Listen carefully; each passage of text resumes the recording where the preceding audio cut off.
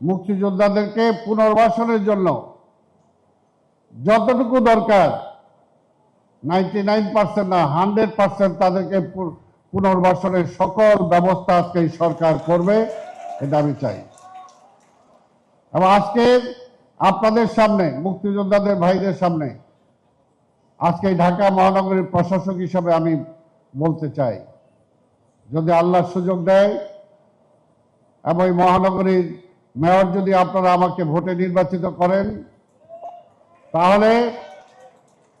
আপনারা যদি প্রকৃত মুক্তিযোদ্ধা ঢাকা মহানগরী সিলেক্ট করে দেন, কারণ ভাই আমরা জানি এই ঢাকা মহানগরীতে আমরা যুদ্ধ করেছি, আমরা জানি যে কয়জন মুক্তিযোদ্ধা ছিল, কয়জন ছিল আমরা জানি। কাজে যদি আপনারা নির্ধারণ করে দেন,